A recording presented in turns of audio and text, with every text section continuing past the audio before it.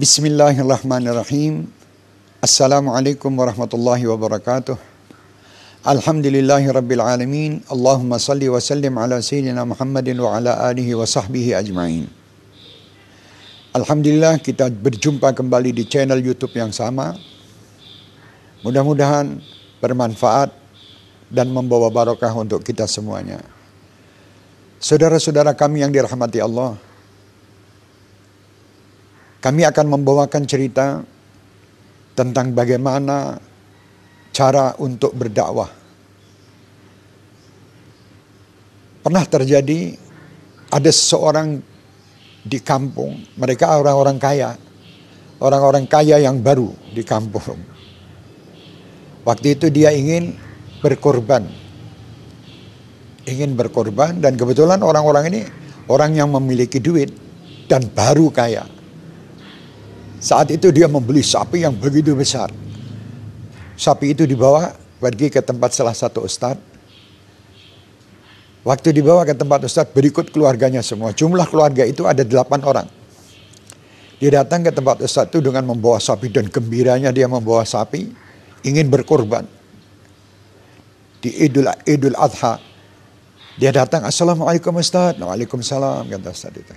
Ustadz, saya ini alhamdulillah diberi oleh Allah rezeki. Saya ingin berkorban Ustadz. Sapi satu ini untuk 8 orang keluarga saya. Ustadz itu langsung mengatakan, jangan, tidak boleh. Sapi itu hanya untuk 7 orang, bukan 8 orang. Tidak boleh kamu begitu. Kalau kamu mau 8 orang, ya kamu harus beli kambing satu.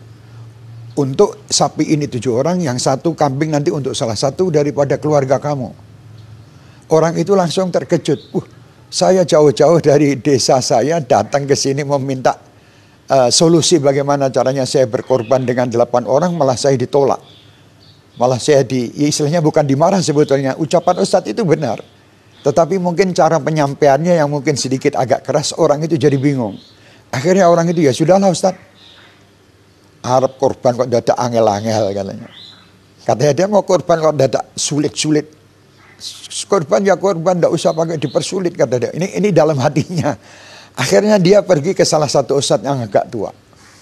Dibawa juga sapi itu. Karena ini sugihan nyaran. Baru kaya. Jadi dibawa ke tempatnya satu orang. Kiai yang sepuh. Assalamualaikum. Namanya Kiai sepuh. Waalaikumsalam. Jawabannya halus. Dia senang dengan jawaban halus itu. Dia tidak tahu kalau tua. Kalau si Kiai ini orangnya sudah tua. Kalau yang tadi kan masih muda. Akhirnya dia tanya, Pak Yai, saya datang ke sini membawa kulo dugi mriki kulo betok sapi Pak Yai. Tapi saya ingin korbankan ini untuk 8 keluarga saya. Oh nggih, namanya Kiai sepuh sabar. Oh nggih, monggo. Dia mengatakan tadi saya bawa sapi, saya akan korbankan ini untuk 8 orang. Kata Kiai itu, oh boleh, silahkan. Cuman begini, saya mau cerita dulu, kata Kiai ini. Akhirnya Kiai itu cerita. Wahai Bapak dan keluarga ini semua, korban Anda ini sangat luar biasa. Besar sekali sapi yang Anda datangkan ke tempat saya ini, yang untuk korban ini. Nanti ini akan menjadi kendaraan kalian kelak di surga. Masya Allah, senang betul orang itu dapat cerita. Jenengan ampun niki nikmat, insya Allah dados kendaraan jenengan dan surga nanti. Waktu dikatakan itu, ini nikmat, ini akan menjadi kendaraan Anda di surga nanti. Enggak Pak, ya enggak. Nah, karena dia akan menjadi kendaraan, coba sekarang kita coba dulu kita naiki. Akhirnya si Kiai ini tadi mengatakan, naik dulu, coba kamu dulu, bapaknya coba naik dulu. Akhirnya bapak itu naik, dengan mudahnya dia naik ke atas. Terus istrinya, anaknya semua, sampai anak yang kecil. Anak yang paling kecil ini mau naik sulit, tidak bisa naik. Akhirnya kata Kiai itu, oh niki dereng saged minggah niki, tasih alit. Niki kedah enten ance-ance. Katanya ini anak ini masih kecil, tidak bisa naik. Ini harus ada istilahnya seperti apa ance-ance itu dalam Indonesia. Jadi kayak tangga atau kayak tempat untuk dia meminjak itu supaya bisa naik ke atas sapi tadi. Lah pripun caranya? Bagaimana caranya kata orang desa tadi itu? Kamu ini sekarang di samping rumah saya dia jual kambing korban. Coba kamu beli satu di situ.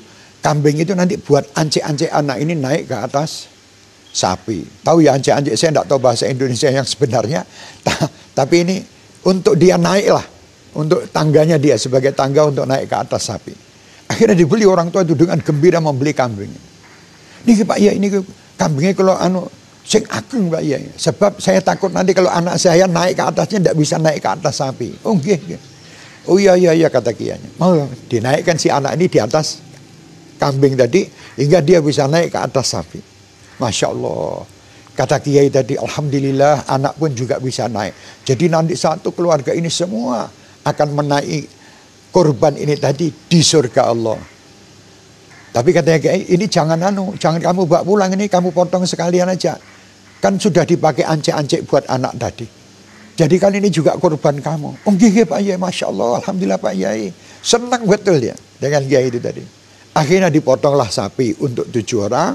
Yang satu tadi kambing yang dibeli untuk si anak tadi yang menaiki kambing itu untuk naik di atas sapi. Solusinya selesai. Nah, beginilah orang dakwah.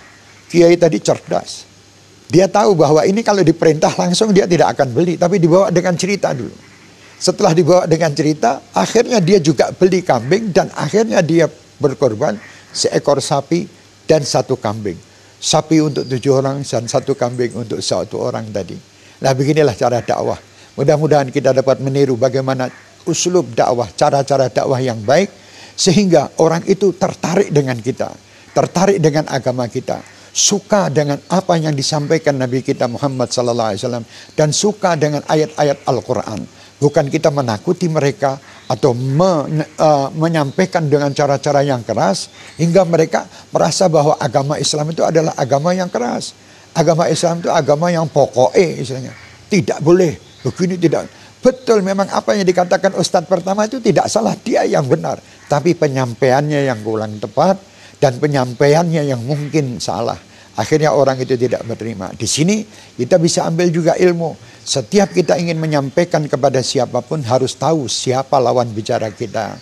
Kalau kita tahu dia lawan bicara kita itu masih anak-anak TK, kita ya bicara dengan cara-cara ilmu anak TK. Jangan anak TK kita kasih ilmu-ilmu yang tinggi, mereka tidak paham. Kita kasih melarang mereka dengan cara yang pelan, dengan cara yang halus supaya mereka itu mau ikut. Insya Allah, mudah-mudahan dengan dakwah beda-beda, tidak ada masalah. Ada dakwah yang kita lakukan dengan orang-orang yang sudah tahu. Kita harus dengan cara yang mungkin dengan cara yang saklek, yang keras. Bukan kerasnya keras marah, tapi cara iya dan tidak. Tapi kalau sama yang lain kita bawa cerita-cerita dulu. Yang belum tahu, kita bawa cerita supaya mereka tertarik. Setelah mereka tertarik, baru kita perintah, ayo, kamu harus begini, kamu harus begini. Gitu, kalau begitu insya Allah orang akan ikut kepada kita.